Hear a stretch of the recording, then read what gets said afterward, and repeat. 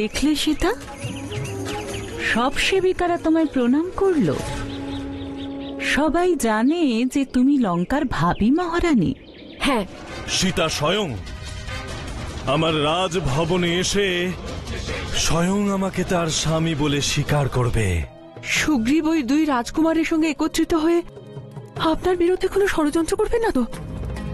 লক্ষণ, আমায় এই কথা বলো যে কোনো মিত্র কি তার মিত্রের উপর রুষ্ট হতে পারে না?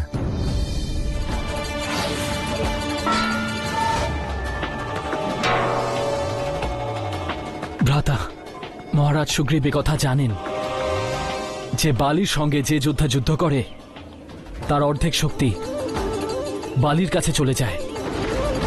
তার উপরও উনি যুদ্ধ করছেন শুধু আপনার ভরসায়।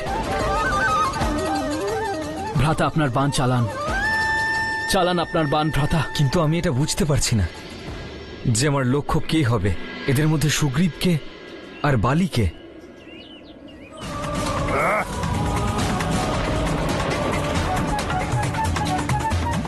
প্রভু তীর কেন মারছেন না?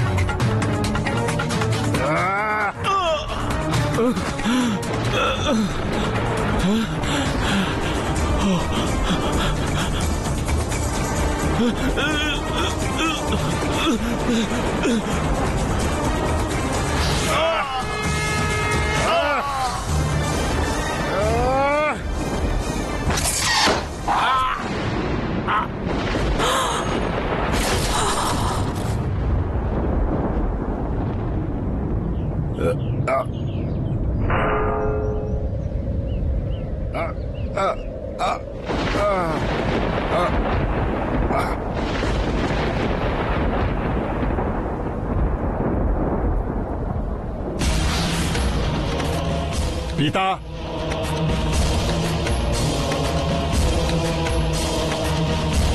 মাতা, মাতা, এ কি আপনার চোখে অশ্রু? পুত্র অঙ্গদ, তোমার পিতা এখনো ফেরেননি। এখনো ফেরেননি? কিন্তু মাতা, পিতা গেছেন কোথায়? তোমার কনিষ্ঠ তাতো সুগ্রীব ওনাকে আবার যুদ্ধে আহ্বান করায় তার সঙ্গে দ্বন্দ্বযুদ্ধ করতে গেছেন। আমার খুব ভয় করছে পুত্র। যে প্রথমে তার প্রাণ রক্ষা করতে অন্যত্র পালিয়ে গেল, সে আবার যুদ্ধ করতে চলে এলো। কি করে পুত্র?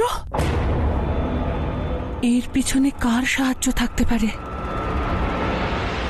আমি নিশ্চিতভাবে এতে কোনো ছলনা দেখতে পাচ্ছি পুত্র। চিন্তা ভাবনায় সময় নষ্ট করো না, শীঘ্র সেখানে নিয়ে চলো পুত্র। হ্যাঁ মাতা, অতি শীঘ্রই সেখানে চলুন, আসুন। কাপুরুষ সুগ্রীব, তুই ছলনা করলি আমার সাথে। তুই পরাধীন হয়ে অপরের শস্ত্র দ্বারা প্রহার করেছিস আমাকে। তুই বিজয় হতে চাস? ভীমুরা, কাপুরুষ, ধিক্কার জানাই তোকে।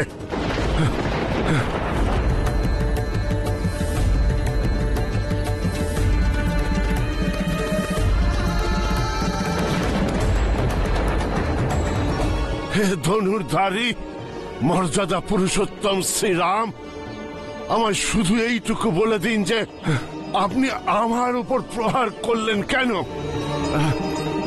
এই প্রকারে প্রহার করা বীরের ধর্ম তো নয়, এ তো কাপুরুষের কাজ। রাম, বলুন, উত্তর দিন। হনুমান, ওনার বাণ বের করে দাও। যথা আজ্ঞা প্রভু।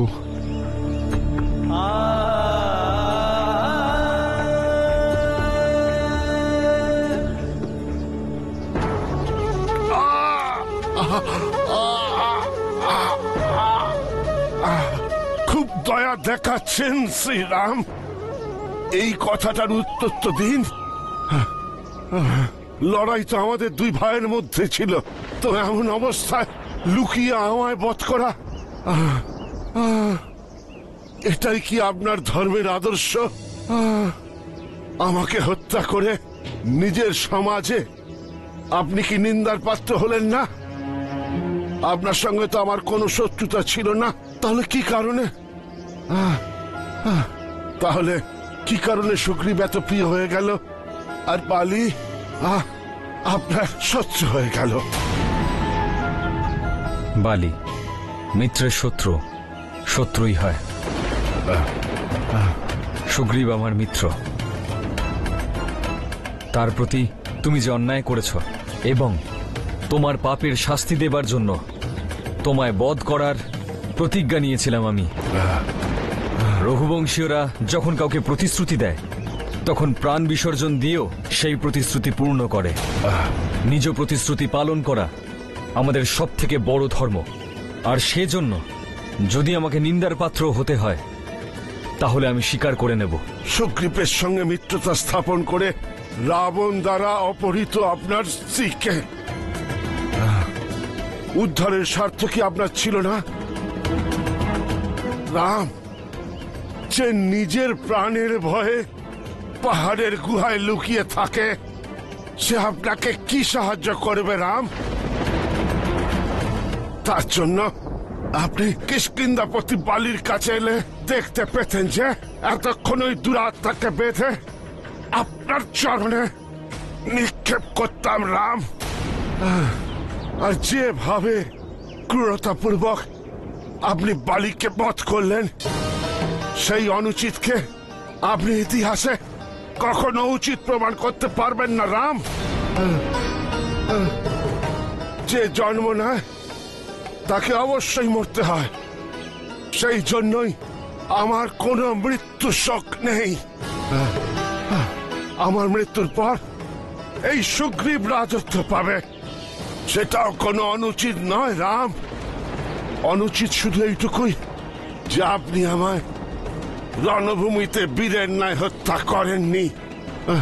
আপনি আমায় অধর্মপূর্বক মেরেছেন রাম। আপনি আমায় অন্যায়ভাবে হত্যা করেছেন রাম।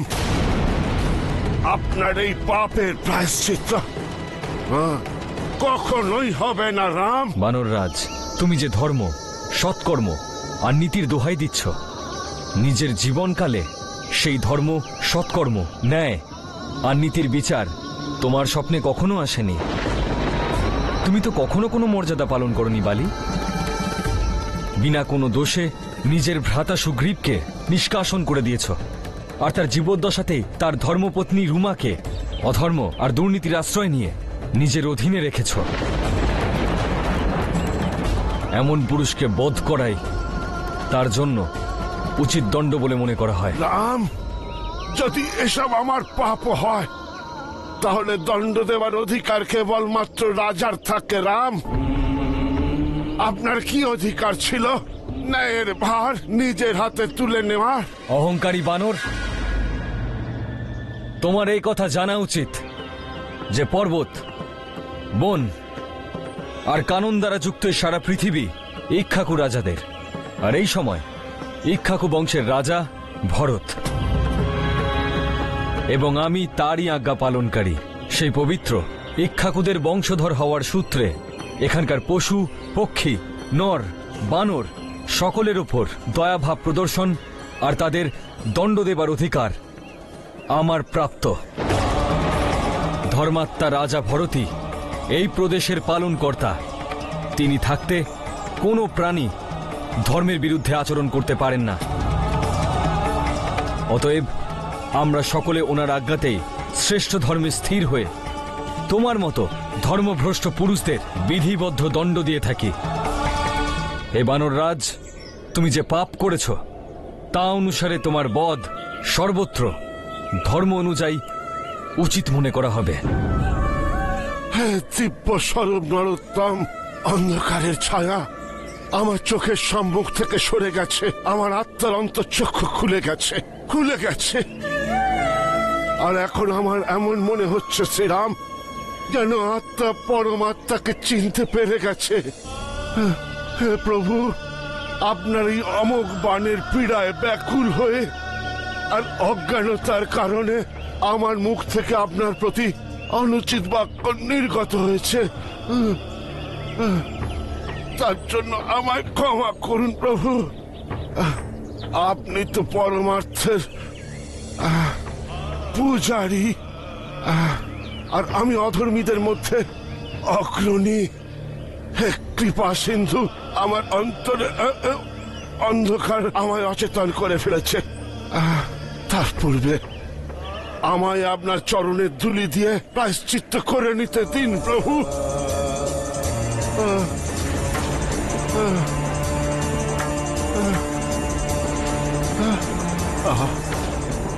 না না, হে কপিরাজ, তোমার শাস্তি তোমার প্রায়শ্চিত্ত। হে রাজন, এখন তুমিও নিষ্পাপ, তাই অধীর হয়েও না। নিজের মন থেকে মৃত্যুর ভয় সন্তাপ ত্যাগ করো। আমরা সকলে তোমার দীর্ঘায়ুর মঙ্গল কামনার সঙ্গে তোমার সেবা আর যোগ্য উপাচার করে তোমার প্রাণ রক্ষা করব। আর রক্ষা কি জন্য? জীবন তো বারবার প্রাপ্ত হয় রাম, কিন্তু আপনার হাতে মোক্ষ পেয়ে জীবন আর পাবো না প্রভু। যে দুর্লভ মৃত্যু আজ এই বালি লাভ করছে প্রভু, তার সম্মুখে এই কিষ্কিন্ধা কেন, স্বর্গ, সমগ্র পৃথিবী, সারা বানর সাম্রাজ্য কিছুই নয় প্রভু। সব তুচ্ছ প্রভু, তুচ্ছ। কিষ্কিন্ধা তো এখন সুগ্রীবের।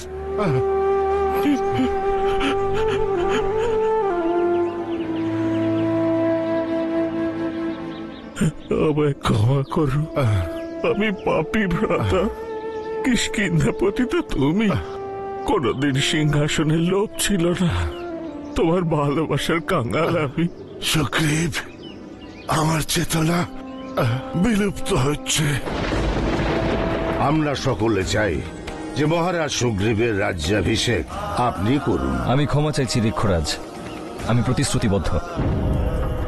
স্বামী, পিতা, স্বামী, স্বামী,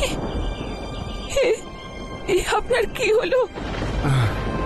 তারা, ধৈর্য ধরো আর দেখো, তোমার সম্মুখে ত্রিলোকের স্বামী বিরাজ করছেন। না স্বামী, আমি কাউকে দেখতে চাই না।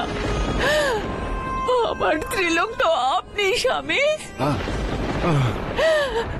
স্বামী, কিষ্কিন্ধার রাজভবনে চলুন, চলুন স্বামী, চলুন। কিছুক্ষণ, কিছু মুহূর্ত, তারপরেই সব শেষ হয়ে যাবে তারা। তারপরে তোমার যেখানে ইচ্ছা হয় আমায় নিয়ে যেও তারা।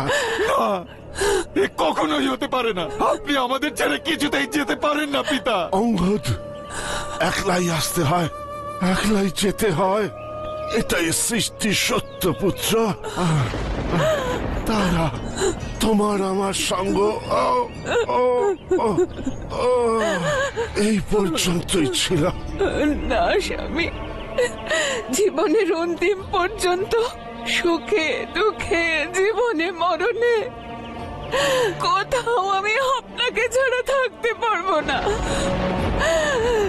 আপনি যেখানে আমিও সেখানে।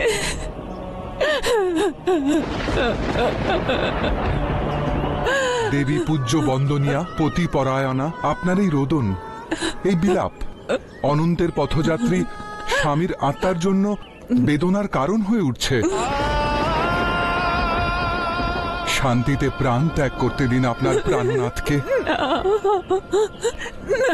স্বামী, হে রাম, রাম, হে রাম।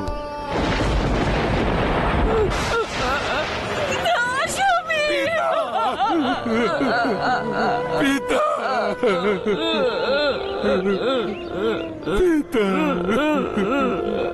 দেবী তারা, এক মহাবীর পুরুষের স্ত্রীর এই প্রলাপ আর সন্তাপ শোভা পায় না। দেবী তারা, যদি তুমি এই দেহের অন্তর্গত অদৃশ্য জীবাত্মাকে তোমার স্বামী মনে করো, তাহলে সে অমর, সে অন্তহীন। তাকে সর্বদা নিজের সঙ্গে অনুভব করো, তার শোক করো না দেবী তারা।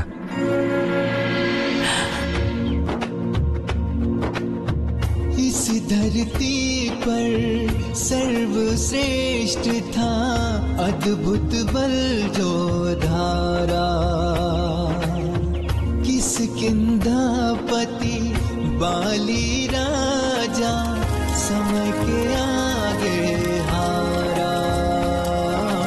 सुत अंगद भ्राता सुग्रीव का मन धीर जरा ना पाए। गंगा जमुना सीधो धारा। কাপুর সুগ্রীব, তুই ছলনা করলি আমার সাথে। তুই পরাধীন হয়ে অপরের শস্ত্র দ্বারা প্রহার করেছিস আমাকে। তুই বিজয় হতে চাস? বিমূঢ়, ধিক্কার জানাই তোকে। আমায় ক্ষমা করে দাও ভ্রাতা, এই কলঙ্কিত জীবনে কোনো প্রয়োজন নেই। আমিও প্রাণত্যাগ করব। লক্ষণ, মহারাজ সুগ্রীব, সামলান নিজেকে, সামলান। না, আমাকে ছেড়ে দাও। মহারাজ সুগ্রীব, শান্ত হন। না প্রভু, এই কলঙ্কিত জীবন যাপন করতে চাই না। ক্ষমা চাইছি রঘুবীর রাম, ক্ষমা চাইছি মহারাজ সুগ্রীব। এই শোকাকুল পরিবেশে রাজনীতির আলোচনা উচিত নয়, কিন্তু আমি নিরুপায়। কারণ এই মুহূর্তে কিষ্কিন্ধার সিংহাসন খালি পড়ে আছে। রাজা না থাকার কারণে কিষ্কিন্ধায় বিরুদ্ধ পরিস্থিতি উৎপন্নের আশঙ্কা মনকে ত্রস্ত করে রেখেছে। হে প্রভু, আপনি মহারাজ সুগ্রীবকে বলুন, উনি যেন রাজ্যভার সামলাবার দায়িত্ব নিয়ে কিষ্কিন্ধার রাজ সিংহাসন গ্রহণ করেন। মহারাজ সুগ্রীব, এখন আর কিছু ভাববেন না। প্রজা আর রাজ্যের হিতের জন্য কিষ্কিন্ধার রাজ সিংহাসন সামলান। যেমন আপনার ইচ্ছা প্রভু। বানর রাজ সুগ্রীবের রাজ্যাভিষেকের প্রস্তুতি শুরু করা হোক। অঙ্গদ,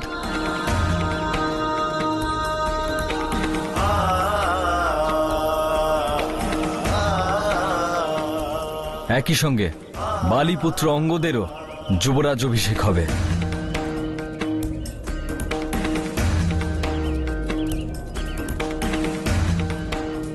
আর দেবী তারাকে কিষ্কিন্ধা রাজ্যের পরামর্শদাতা নিযুক্ত করা হোক। আপনার আদেশ শিরোধার্য প্রভু। প্রভু, আমরা সকলে চাই যে মহারাজ সুগ্রীবের রাজ্যাভিষেক আপনি করুন। আমি ক্ষমা চাইছি ঋক্ষরাজ, আমি প্রতিশ্রুতিবদ্ধ। 14 বৎসর অবধি আমি কোনো ভবন বা নগরীতে প্রবেশ করতে পারবো না, কিন্তু লক্ষণ রাজ্যাভিষেকের জন্য অবশ্যই যাবে।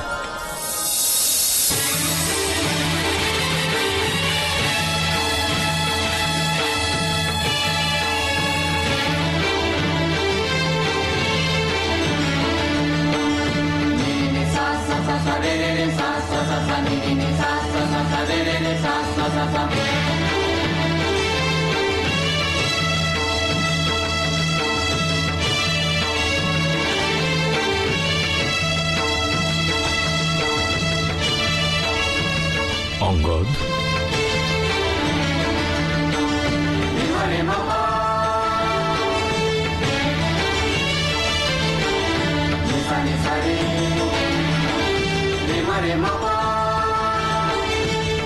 রাজকুমার অঙ্গদের, বানর রাজ সুগ্রীবের, রাজকুমার অঙ্গদের, বানর রাজ সুগ্রীবের।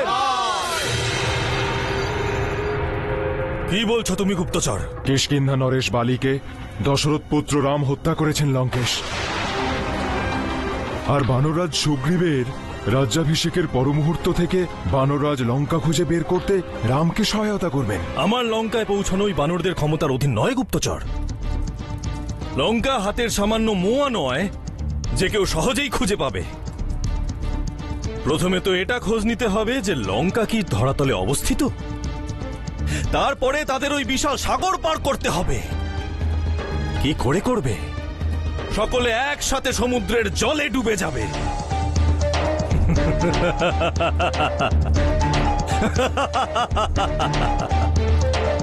লঙ্কা খুঁজতে খুঁজতে মহারাজ সুগ্রীব আর তার ওই বানর সেনা মৃত্যু লোকে পৌঁছে যাবে।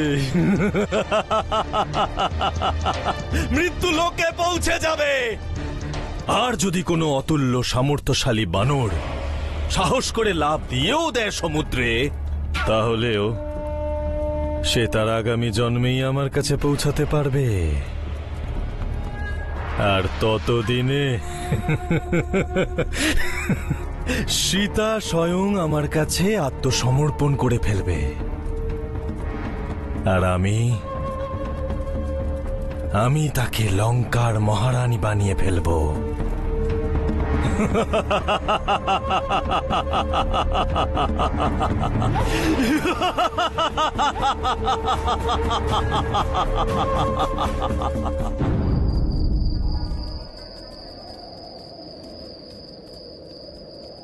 আমি তোমার কাছে ক্ষমা চাইতে এসেছি সীতা। আমি জানি যে আমি তোমাকে খুবই পীড়া দিয়েছি, ভয় দেখিয়েছি, অনেক থমকেছি, খারাপ ব্যবহারও করেছি, কিন্তু এসব আমি নিজের ইচ্ছায় করিনি। আমি তো লঙ্কেশের আদেশের পালন করছিলাম, না হলে আমার মৃত্যুদণ্ড দেওয়া হতো।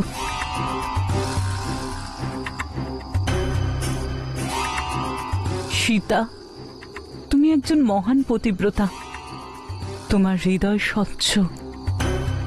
যখন থেকে আমি তোমায় বিরক্ত করতে শুরু করেছি, আমার জীবন উথাল পাথাল হয়ে গেছে। আমার পুত্র খুবই অসুস্থ, আমাকে ক্ষমা করে দাও সীতা, ক্ষমা করে দাও। যদি তুমি আমার পুত্রের জন্য প্রার্থনা করো, ওকে মন থেকে আশীর্বাদ করো, তাহলে ও সুস্থ হয়ে যাবে। তোমাকে প্রতিশ্রুতি দিচ্ছি যে আমি তোমাকে কখনো বিরক্ত করব না, তাতে যদি আমার মৃত্যুদণ্ড হয়। দেখো সীতাকে কেমন বিভ্রান্ত করছে কৃতিকা। ও তো মা হতেই পারেনি, তাহলে বাচ্চা কোথা থেকে আসবে? এ তুমি কি করছো? একজন প্রতিব্রতার চরণে মাথা নত করছি, তাতে আমার জীবন। ওঠো, সব ঠিক হয়ে যাবে। যা কিছু হয়েছে তা ভুলে যাও।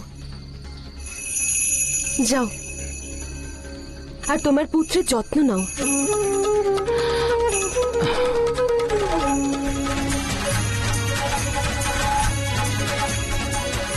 সাম দাম দণ্ড কোনো নীতিতেই কাজ হলো না, কিন্তু এই ভেদ নীতি অবশ্যই সফল হবে। এবার ধীরে ধীরে আমি রাম আর সীতার পরস্পরের প্রতি প্রেম, ঘৃণা আর অবিশ্বাসে পরিণত করব।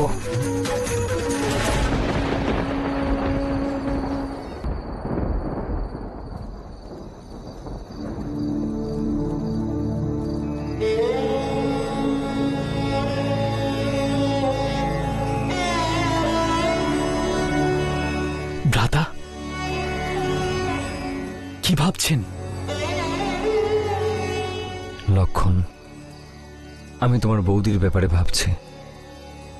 কবে থেকে আশা নিয়ে বসে আছে যে আমি রাবণের হাত থেকে তাকে মুক্ত করব,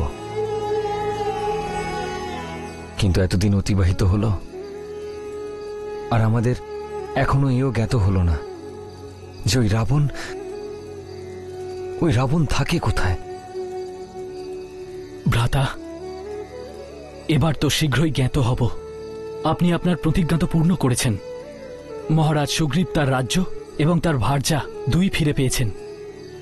এবার সে সীতা বৌদিকে খুঁজতে আমাদের সহায়তা করতে প্রতিশ্রুতিবদ্ধ। লক্ষণ, আমিও বিবাহের সময় সীতাকে দেওয়ার প্রতিশ্রুতি দ্বারা প্রতিজ্ঞাবদ্ধ যে আমি তাকে রক্ষা করব, সকল দুঃখে সকল কষ্টে তার পাশে থাকব। লক্ষণ, এমন নয় তো যে সীতার আমার উপর থেকে বিশ্বাস হারিয়ে যাবে? না ভ্রাতা, এমন কি করে হতে পারে? আপনার ওপর বৌদির পূর্ণ বিশ্বাস। কখনো কখনো এমন মনে হয় যেন আমরা দিশাহীন হয়ে ঘুরে বেড়াচ্ছি। দিশাহীন কি করে ভ্রাতা? কবন্ধ আমাদের বলেছিল যে আমাদের মাতা সবরীর সঙ্গে দেখা করা উচিত, তো আমরা তাই করলাম। মাতা সবরী আমাদের বললেন যে আমাদের মহারাজ সুগ্রীবের সঙ্গে সাক্ষাৎ করা উচিত, আর এই সময় মহারাজ সুগ্রীব আমাদের সঙ্গে আছেন। ভ্রাতা, এর অর্থ কি? আমরা দিশাহীন নই, আমরা তো উচিত পথেই আছি। তাহলে আমার কেন এমন মনে হচ্ছে লক্ষণ, যে সীতা আমার থেকে দূরে চলে যাচ্ছে? এমন কেন মনে হচ্ছে যে আমি আর সীতাকে কোনোদিনও ফিরে পাবো না? কেন এমন মনে হচ্ছে যে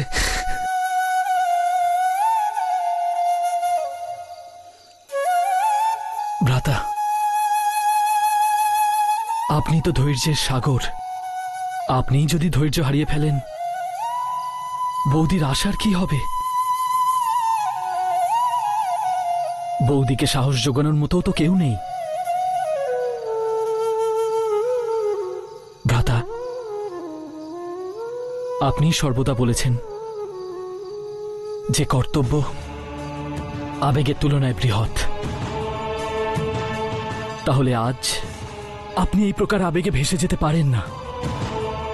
আর আপনিই বলেছিলেন যে বলবানের নেত্রে অশ্রু শোভনীয় নয়। কিন্তু ভ্রাতা, আপনি তো শ্রেষ্ঠ বলবান। আমার পূর্ণ বিশ্বাস যে আমরা বৌদির কাছ থেকে দূরে নই, বরং প্রতিদিন নিকটে এগিয়ে চলেছি।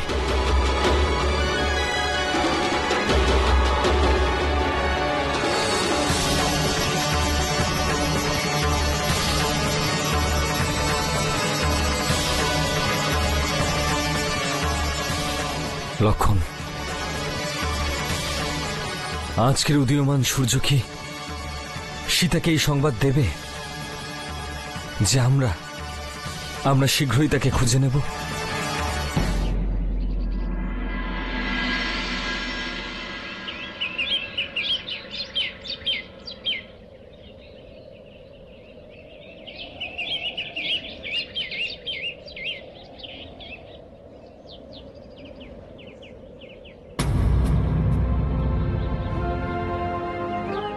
কি হয়েছে? তুমি উদাস কেন? তোমার পুত্র সে ভালো আছে তো? হ্যাঁ, সে ভালো আছে, কিন্তু কিন্তু কি? আমি এখন লঙ্কেশে সাক্ষাৎ করে এলাম। লঙ্কেশ আসছিলেন, ওনার সম্মুখে 2 গুপ্তচর দাঁড়িয়েছিল। তাহলে ওই গুপ্তচরেরা অবশ্যই কোনো শুভ সংবাদ শুনিয়েছে। হ্যাঁ, লঙ্কেশের জন্য শুভ, কিন্তু তোমার জন্য অশুভ। অর্থাৎ রঘুনন্দন রাম তোমার খোঁজ বন্ধ করে দিয়েছেন। উনি আর তোমায় খুঁজছেন না। অসত্য বলছো তুমি, এ কখনোই সম্ভব নয়। গুপ্তচর বলছিল যে রাম তার অনুজ লক্ষণের সঙ্গে চতুর্দিক খোঁজ করেছেন, কিন্তু ওনারা বিশ্বাস করছেন যে সীতা আর জীবিত নেই। এই জন্য ওনারা সীতার খোঁজ আর করছেন না।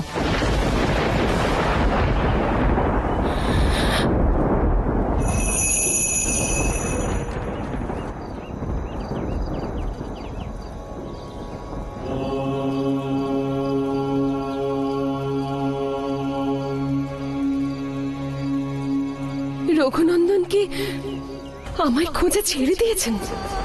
না, আমার বিশ্বাস হয় না। আপনি তো বলেছিলেন প্রভু যে লোক সমাজ আপনাকে সীতার নামে, সীতারাম নামে জানবেন।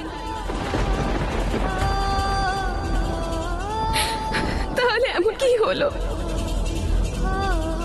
যে আপনি আপনার সীতাকে ছেড়ে চলে গেলেন? যদি এ সত্য হয়, তাহলে আর সীতা এক মুহূর্তের জন্য বেঁচে থাকতে চায় না।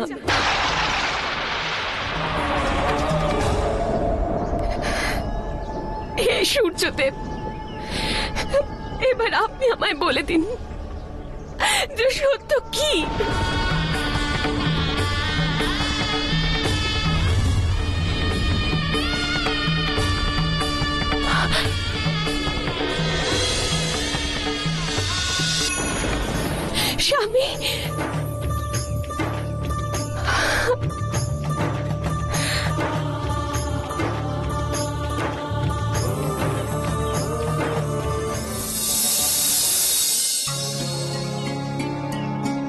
স্বামী, আপনি এখানে?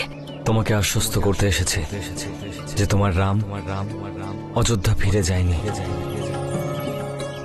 সীতা আর রাম আলাদা আলাদা নয়। তুমি আমার প্রাণবায়ু, আমার আত্মা তুমি। আমাকে ক্ষমা করে দিন প্রভু, ক্ষমা করে দিন। আমি আপনাকে অবিশ্বাস করেছি। না সীতা, এতে তোমার কোনো দোষ নেই। পরিস্থিতি এখন এমন যে মনুষ্যের নিজের উপরে বিশ্বাসও টলে যাচ্ছে। সীতা, বড় কষ্ট সহ্য করছো না তুমি? আপনার দর্শন পেয়ে আমার সব কষ্ট দূর হয়ে গেছে। কষ্ট তো আপনিও পাচ্ছেন, কেবল আমার কারণে। ধৈর্য রাখো সীতা, শীঘ্রই আমি তোমায় রাবণের এই বন্দিবাস থেকে মুক্ত করব। আর ওই পাপীর পাপ কর্মের উচিত শিক্ষা আমি তাকে অবশ্যই দেব। আমাদের দুজনের সাক্ষাৎ রাবণের বিনাশের পর হবে।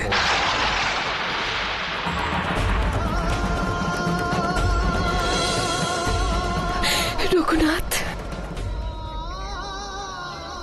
তুমি এখনো রামের কথা ভাবছো সীতা? রাম তো লক্ষ্মণের সঙ্গে অযোধ্যার পথে গমন করেছেন। ওনার কাছে অযোধ্যার রাজ সিংহাসন তোমার চেয়ে অধিক প্রিয়। সুখী হতে চাইলে যত শীঘ্র সম্ভব রামকে ভুলে যাও। রঘুবীর তো আমার শ্বাসের সঙ্গে মিশে আছেন। যে ক্ষণে ওনাকে ভুলবো সেই ক্ষণে আমার মৃত্যু হবে। তোমার কিচ্ছু হবে না। তোমার প্রাণ এখন লঙ্কার সাথে জুড়ে, আর তুমি অন্তিম শ্বাস পর্যন্ত লঙ্কার মহারানী হয়ে থাকতে চলেছ। তাহলে শীঘ্রই নিজের সিদ্ধান্ত নিয়ে লঙ্কার বৈভব আর লঙ্কেশকে আপন করো। যথেষ্ট কৃতিকা, যথেষ্ট। তোমার বিচার আর তোমার ভাবনা দুটোই ভ্রষ্ট। আমি তোমার কূটনীতি ধরে ফেলেছি। মন দিয়ে শোনো, আমার হৃদয়ে কেবল রঘুবীরের মূর্তি স্থাপিত। যাও, যাও আর তোমার রাজাকে বলে দাও যে উনি যেন নিজের 10 মস্তক রক্ষা করেন। কারণ আমার রঘুবীর লঙ্কার পথেই এগিয়ে আসছেন। উনি আসবেন, শীঘ্রই আসবেন।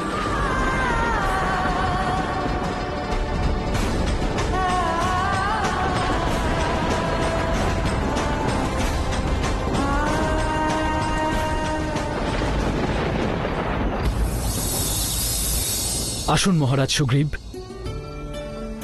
আসুন মহারাজ, আসুন। আপনাকে স্বাগত।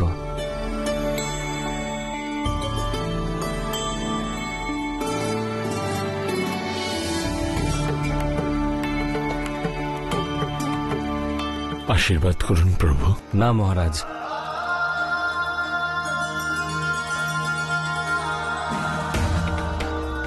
আমার আশীষ সর্বদা আপনার সঙ্গে আছে মহারাজ। আমি প্রসন্ন যে আমি আমার দেওয়া প্রতিশ্রুতি পূর্ণ করেছি। মহারাজ সুগ্রীব, এবার আপনার নিজের প্রতিশ্রুতি পালনের সময় হয়েছে।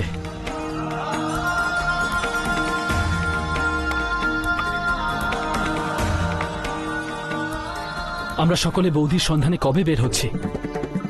ভ্রাতা লক্ষণ, কিছুটা সময় দিন। এত শীঘ্র সন্ধানে বেরোতে পারবো না। আপনি বলছেন যে কাজ শীঘ্র হবে না। আপনি জানেন আপনি কি বলছেন? ভ্রাতা লক্ষণ, মহারাজ সুগ্রীবের বক্তব্যের তাৎপর্য এই আমি ছিল ভালো যে করেই বুঝতে পারছি মহারাজ সুগ্রীবের বক্তব্যের তাৎপর্য কি। পবনপুত্র হনুমান, আমার রাম ভ্রাতা তার প্রতিশ্রুতি পূর্ণ করে, নিজের প্রতিজ্ঞা পালন করে মহারাজ সুগ্রীবকে কিষ্কিন্ধার মহারাজ বানিয়েছেন। কিন্তু যখন নিজের প্রতিশ্রুতি পালনের সময় এলো, তখন আপনি বলছেন যে সীতা বৌদির খোঁজে আমরা এত শীঘ্র বের হতে পারবো না। কেন? এই কি আপনার মিত্র ধর্ম? লক্ষণ, ভ্রাতা লক্ষণ, আমার মিত্রতায় সন্দেহ করবেন না। তাহলে আপনার উত্তরদায়িত্ব পালন করে আপনার বানর সেনা সমেত সীতা বৌদির খোঁজে এই মুহূর্তে বেরিয়ে পড়ুন। লক্ষণ, বানররাজ সুগ্রীবের সিদ্ধান্ত সঠিক। এটা অনুকূল সময় নয়। বর্ষা ঋতু আরম্ভ হচ্ছে, বৃষ্টি পড়তে শুরু করেছে, নদী স্রোতের গতি তীব্র হয়ে যাবে। নিরন্তর বর্ষার কারণে পাহাড়ে ধস নামতে পারে। এই সময়ে যাতায়াত থেমে যায়, জীবনহানির আশঙ্কাও বৃদ্ধি পায়। আর আমি কখনোই এমন চাইব না যে আমার উদ্দেশ্য পূর্ণ করার জন্য আমারই মিত্রের উপর কোনো বিপত্তি আসুক। আমাদের সকলের জন্য এটাই মঙ্গল যে আমরা বর্ষা ঋতু সমাপ্ত হবার প্রতীক্ষা করি, 4 মাস অপেক্ষা করি। 4 মাস ভ্রাতা? হ্যাঁ লক্ষণ। মহারাজ সুগ্রীব, আপনি 4 মাস বিশ্রাম করুন। ততদিন আমি আর লক্ষণ প্রাশরবণ পর্বতে বিশ্রাম করব। কিন্তু কি প্রভু?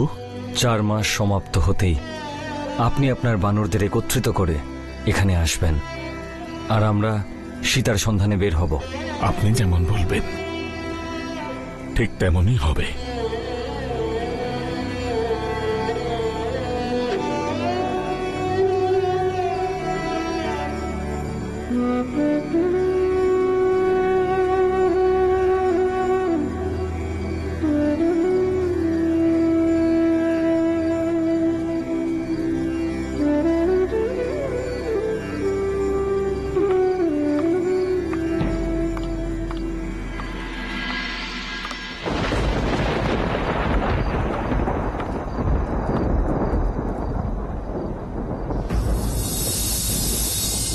তুমি আমায় নিরাশ করেছ কৃতিকা। লঙ্কেশ, আমি আপনার আজ্ঞা অনুযায়ী সাম, দাম, দণ্ড অথবা ভেদ 4টি নীতি প্রয়োগ করেছি, কিন্তু অসফল হয়েছ তুমি।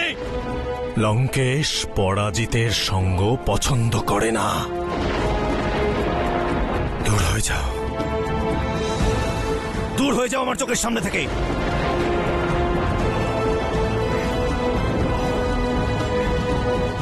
হবে সীতা অবশ্যই আমার হবে।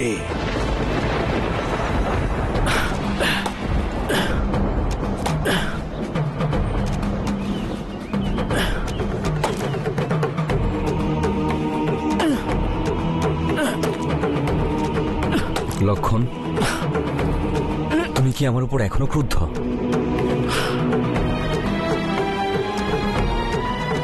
আপনার উপর কেমন করে ক্রুদ্ধ হতে পারি?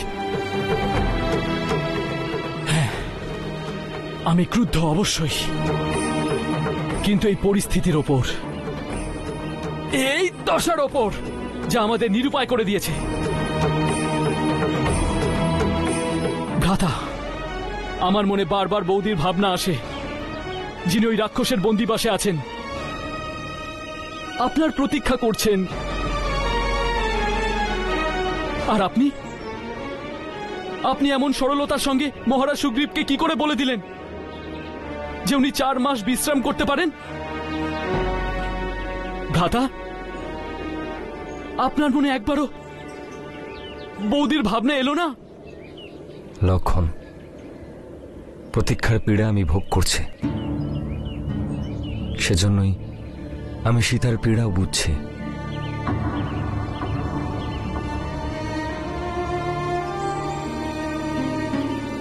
সত্য বলছি লক্ষণ, সীতা আমার প্রতিটি শ্বাসে বিদ্যমান। আমার প্রাণ সীতা, তাকে খুঁজে পেতে আমি আমার জীবন যে কোনো সংকটে পণ করতে পারি, কারণ সীতাকে খোঁজা আমার স্বার্থ। কিন্তু নিজের স্বার্থের জন্য নিজের মিত্র আর তার সঙ্গীদের সংকটে ফেলতে পারি না আমি। লক্ষণ, সীতার বসন্ত ঋতু খুবই প্রিয়, কিন্তু এই বৎসরের বর্ষা ওকে আমার মতোই দুঃখ দেবে কেবল। এই দুঃখ, এই বিরহ আমাদের কতদিন সহ্য করতে হবে সে তো ভাগ্য বিধাতাই জানেন।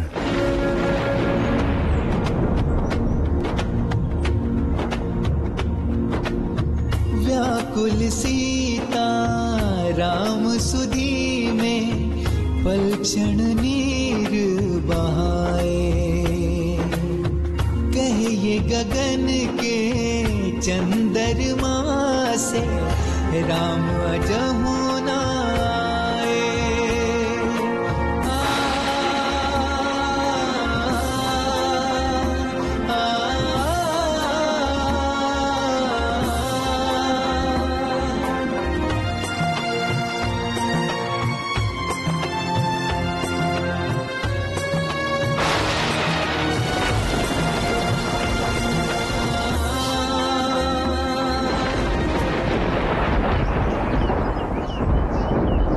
লক্ষণ, বর্ষাকাল অতিবাহিত। আমাদের পূর্বজরা সত্যিই বলেছেন সময় কারো জন্য অপেক্ষা করে না। 4 মাস অতিক্রান্ত। এবার মহারাজ সুগ্রীব যে কোনো মুহূর্তে এখানে আসবেন।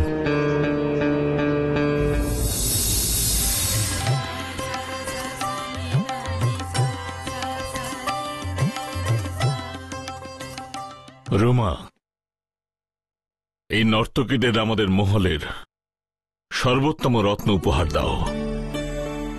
কালও আমার মনোরঞ্জন করতে আপনারা আসবেন।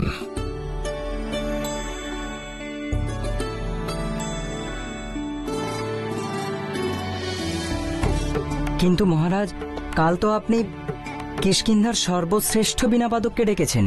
তাতে অসুবিধে নেই তো, ঠিকই আছে। এই নর্তকীরাও আসবে। কাল সকাল থেকে সন্ধে পর্যন্ত, রাত্রি থেকে সকাল পর্যন্ত আমাদের প্রাসাদে উৎসব চলতে থাকা চাই। ক্ষমা চাইছি মহারাজ, কিন্তু আমরা এই কথা মনে করিয়ে দিতে চাই যে না নল, আজ আমি খুবই ক্লান্ত। বার্তালাপ কাল হবে। কিন্তু মহারাজ, হনুমান আপনাকে সংবাদ পাঠিয়েছেন। হনুমানকে বলে দাও যে অন্য কোনোদিন বার্তালাপ হবে। এই সময় আমি কিষ্কিন্ধাপতি মহারাজ সুগ্রীবের সঙ্গে সাক্ষাৎ করতে চাই। অবশ্যই আর্য শ্রেষ্ঠ, আগে একটু বিশ্রাম করুন। আমি এখানে বিশ্রাম করতে আসিনি।